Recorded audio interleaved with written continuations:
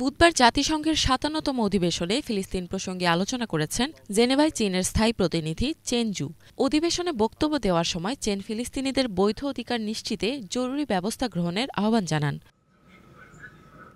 চীনের এই রাষ্ট্রদূত বলেন, ফিলিস্তিন এবং মধ্যপ্রাচ্যের অন্যান্য অঞ্চলের মানবাধিকার পরিস্থিতি চীন গভীরভাবে পর্যবেক্ষণ করছে।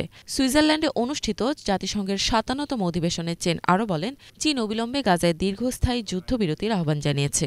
এ সময় চেন গাজায় মানবিক সহায়তা বাড়ানোর আহ্বান জানান। এছাড়া মধ্যপ্রাচ্যে ছড়িয়ে পড়া উত্তেজনা নিয়ে চেন বলেন, মধ্যপ্রাচ্যের পরিস্থিতি আরও বিগড়ে দেবে তারা এমন যে কোনো সিদ্ধান্তের বিরুদ্ধে রয়েছেন।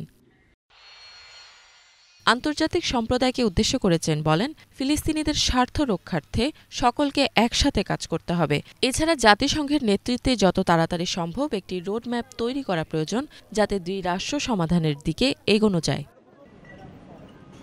মীমাংসার মাধ্যমে ফিলিস্তিনের দীর্ঘস্থায়ী সমাধান চেয়ে চেন বলেন, এই বিষয়ে আন্তর্জাতিক সম্প্রদায়ের সাথে কাজ করতে ও বিরাম প্রচেষ্টা চালাতে চীন প্রস্তুত রয়েছে।